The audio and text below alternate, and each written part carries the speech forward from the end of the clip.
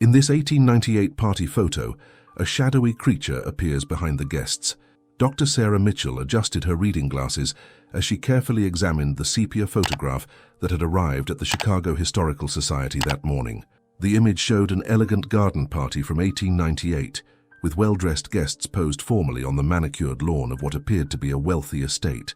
Ladies in elaborate Victorian gowns stood beside gentlemen in dark suits, their faces bearing the serious expressions typical of early photography. But something in the background caught her attention. Behind the ornate gazebo, partially obscured by shadows and overgrown hedges, there appeared to be a dark, hunched figure. The shape was unsettling, neither clearly human nor animal, its presence seeming oddly out of place among the refined gathering. "Margaret," Sarah called to her research assistant, "come look at this." Margaret Phillips hurried over, her curiosity piqued by the excitement in Sarah's voice. She was a recent graduate from Northwestern University, eager to prove herself in the field of historical research. "What do you see in the background behind those guests?" Sarah pointed to the shadowy area. Margaret squinted at the photograph, then gasped softly. "That's unusual. It almost looks like someone or something was hiding there during the party." Sarah nodded grimly. "Exactly. And I have a feeling this photograph is about to tell us a story that someone tried very hard to keep buried." The photograph had been donated by Mrs. Eleanor Whitmore, an elderly woman from Lake Forest who claimed it belonged to her great-grandmother's estate. Sarah decided a visit was necessary to understand the context better. Eleanor Whitmore's Victorian mansion stood like a monument to Chicago's Gilded Age prosperity. Despite her advanced age, Mrs. Whitmore greeted them with sharp eyes and a firm handshake. "That photograph has been in our family for over a century," she explained, leading them into a parlor filled with antiques. "It was taken at the Ashford estate, the old Ashford place on the North Shore. My great-grandmother, Constance Whitmore, was a guest at that party." "Tell us about the Ashfords," Sarah requested, pulling out her notebook. Eleanor's expression darkened slightly. The Ashford family was quite prominent in Chicago society back then. Charles Ashford made his fortune in steel manufacturing, but she paused, seeming to choose her words carefully. "There were always whispers about that family. Strange stories." "What kind of stories?" Margaret asked. "People said Charles Ashford had a secret, something he kept hidden on his estate. Servants would quit without explanation. Neighbors reported odd sounds at night, and then after that party in 1898, the family disappeared entirely, sold the house and left Chicago within a month." Sarah felt her pulse quicken. The mysterious figure in the photograph was beginning to take on new significance. Back at the Historical Society, Sarah and Margaret dove into the archives with renewed purpose. City records showed that Charles Ashford had indeed owned a sprawling estate on the shores of Lake Michigan, complete with elaborate gardens and a mansion that was considered one of Chicago's architectural marvels. "Look at this," Margaret said, pulling out a yellowed newspaper clipping from September 1898. The Chicago Tribune covered that garden party. It was a celebration for Charles Ashford's daughter's engagement to a prominent banker's son. Sarah read over Margaret's shoulder. The article described a lavish affair attended by Chicago's elite, with detailed accounts of the decorations, menu, and guest list. But notably absent was any mention of incident or disturbance. "That's interesting," Sarah mused. Usually, society pages love to include every detail, especially if something noteworthy happened. Their research revealed more intriguing details. Charles Ashford had made his fortune rapidly, rising from modest beginnings to become one of Chicago's wealthiest industrialists in just 15 years. His steel foundries employed hundreds of workers, many of them recent immigrants. "Here's something odd," Margaret noted, reviewing employment records. "There's a gap in the worker rolls for Ashford Steel from 1897 to 1898. Almost like entire shifts of workers simply vanished from the payroll," Sarah frowned, "or were removed deliberately. We need to dig deeper into what was really happening at the Ashford estate and factories during that period." The shadowy figure in the photograph was becoming less of a curiosity and more of a clue to a much larger mystery. Sarah's breakthrough came through the Hull House records, Jane Addams's famous settlement house that served Chicago's immigrant population. Among the carefully preserved documents were complaints and testimonies from workers at various factories, including several disturbing accounts about Ashford Steel. "Listen to this," Sarah read aloud to Margaret. "Giuseppe Moretti, age 32, Italian immigrant, worked at Ashford Steel from 1896 to 1897. He reported that workers were being forced to work excessive hours in dangerous conditions, and when they complained, they were threatened with deportation. Margaret found another testimony. Maria Santos, Portuguese immigrant, cleaned the Ashford mansion. She reported seeing workers who appeared malnourished and injured being housed in makeshift barracks on the estate grounds, hidden from public view. The pattern was becoming clear. Charles Ashford wasn't just a successful businessman, he was exploiting vulnerable immigrant workers, essentially keeping them as prisoners on his property. "Sarah, look at this police report," Margaret said excitedly. August 1898, just a month before that garden party, a worker named Henrik Olsen tried to escape from the Ashford estate. He was found by police, severely injured, claiming he'd been held against his will, but the report had been mysteriously closed without investigation.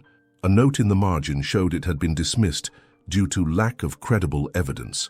Ashford had connections, Sarah realized, money and influence to make problems disappear, but Henrik Olsen, I wonder if he survived to tell his story. Through cross-referencing immigration records and hospital admissions, Sarah and Margaret tracked down Henrik Olsen's story. He had indeed survived and eventually testified before a federal immigration commission in 1902, long after the Ashfords had left Chicago. His testimony, buried in federal archives, painted a horrifying picture. Ashford had been running what amounted to a labor camp on his estate, housing desperate immigrant workers in squalid conditions behind the mansion's ornate facade. Workers were told they owed money for transportation and housing, creating a cycle of debt that kept them trapped. Olsen describes trying to escape during a fancy party. Margaret read from the testimony. He said he hid in the gardens, hoping to slip away while the wealthy guests were distracted. Sarah felt a chill of recognition. The garden party, August 1898, that matches our photograph. According to Olsen's testimony, he had been spotted by guards during his escape attempt. What followed was a brutal beating that left him unconscious in the gardens. He was discovered hours later by a groundskeeper who, taking pity on him, helped him reach the street where police found him. But here's the crucial detail, Sarah continued reading. Olsen says he was hiding behind the gazebo when the photograph was being taken. He was crouched down trying to stay out of sight when the camera flash went off. Margaret's eyes widened. The shadowy figure in the photograph, it's not a creature at all. It's Henrik Olsen, captured in the moment he was trying to escape his captors. The mysterious shape in the background suddenly made perfect sense. A desperate man hunched over, attempting to flee while Chicago's elite celebrated just yards away, completely unaware of the human suffering hidden behind the party's elegant facade. Armed with Henrik Olsen's testimony and the photographic evidence, Sarah began to understand why the Ashford family had left Chicago so abruptly after the garden party. The photograph, meant to capture a moment of social triumph, had inadvertently documented their criminal enterprise. "Look at the guest list for that party," Margaret pointed out. "It includes Judge William Harrison, Police Commissioner Robert Shaw, and 3 city aldermen, all people who would have had the power to investigate the Ashfords or cover up their crimes." Sarah studied the photograph again with new eyes. The guests are all positioned facing the camera, away from the gazebo. It's almost as if they were deliberately arranged to obscure the background. Their research revealed that Charles Ashford had made substantial donations to political campaigns and civic organizations in the months leading up to the party. He had been building a network of influential allies who might protect him if questions were ever raised about his business practices. But Henrik Olsen's escape attempt had been too public to ignore entirely. Hospital records showed he had been admitted with severe injuries, creating documentation that couldn't be easily erased. The Federal Immigration Commission report mentions that several other workers came forward after Olsen's testimony, Margaret noted. Once one person spoke up, others found the courage to tell their stories. The investigation revealed that Charles Ashford had been operating similar labor camps at multiple locations, using immigrant workers as essentially unpaid labor while maintaining his reputation as a respectable businessman and philanthropist. Within weeks of Olsen's escape, federal authorities had begun making inquiries. The writing was on the wall for the Ashford Empire. The Ashford family's hasty departure from Chicago in late 1898 hadn't been voluntary. It had been a desperate flight from impending federal prosecution. Sarah and Margaret discovered that Charles Ashford had been tipped off about the investigation by his political allies, giving him just enough time to liquidate his assets and disappear. Federal marshals raided the Ashford estate in October 1898. Sarah read from a confidential government report she'd obtained through Special Archives access. They found evidence of the labor camps, but the family was already gone.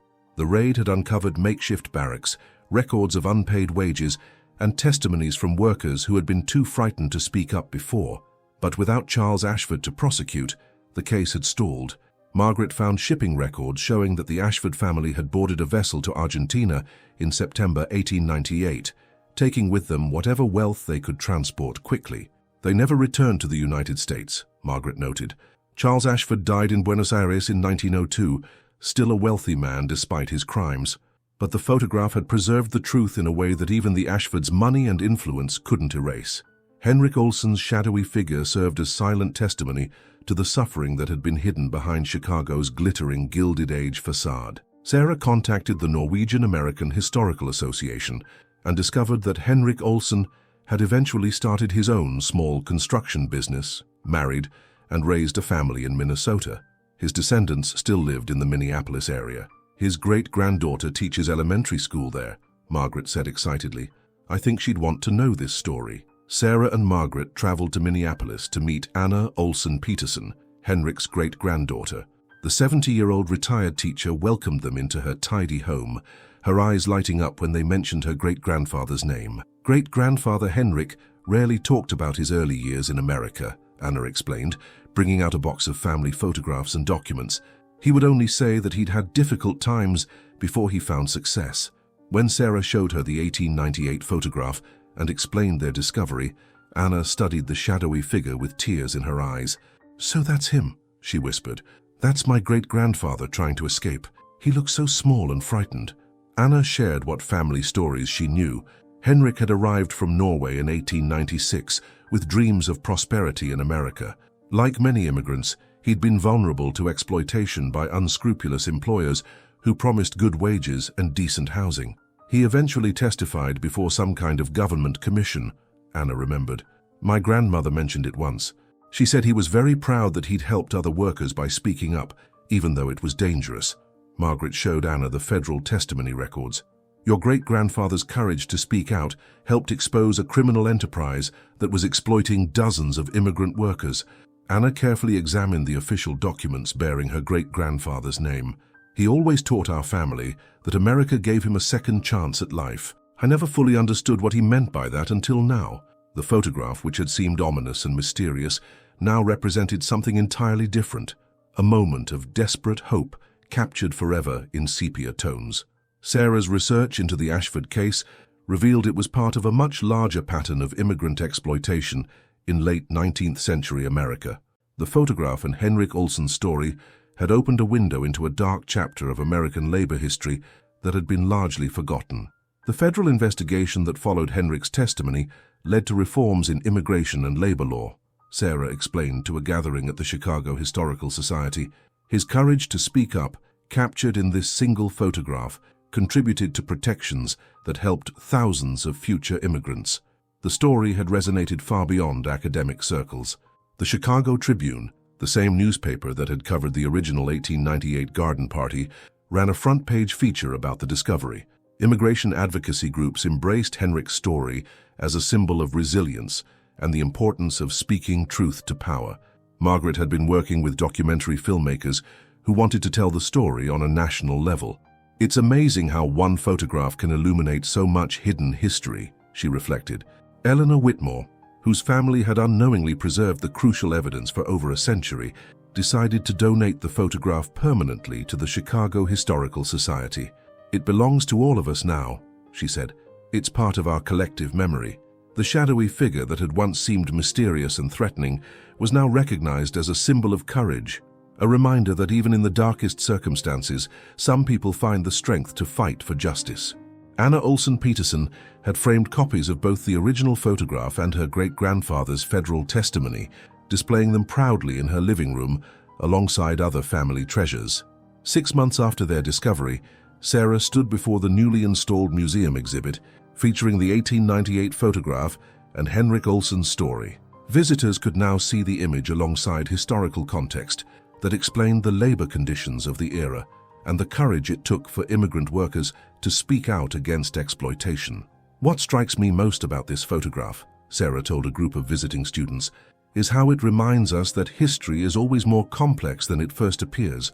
What looked like a simple society party was actually the setting for a moment of extraordinary bravery. The exhibit had drawn visitors from across the country, including many descendants of immigrants who connected deeply with Henrik's story. Some had brought their own family photographs and documents, hoping to contribute to the growing understanding of immigrant experiences in America. Anna Olsen-Peterson had become an unofficial spokesperson for the story, speaking at schools and community centers about her great-grandfather's legacy. He taught us that ordinary people can do extraordinary things when they stand up for what's right, she would tell audiences. Margaret, now pursuing her doctoral degree in American immigration history, was writing her dissertation on labor exploitation in the Gilded Age, with Henrik's story as a central case study. The photograph that had once puzzled them with its mysterious shadowy figure now served as a powerful reminder that even the most carefully constructed facades can't hide the truth forever. In that single captured moment from 1898, the camera had preserved not just an image, but a testament to human dignity and the enduring power of courage in the face of injustice. Henrik Olsen's shadow in the background of an elegant garden party had become a beacon of hope for anyone who had ever felt powerless against overwhelming odds.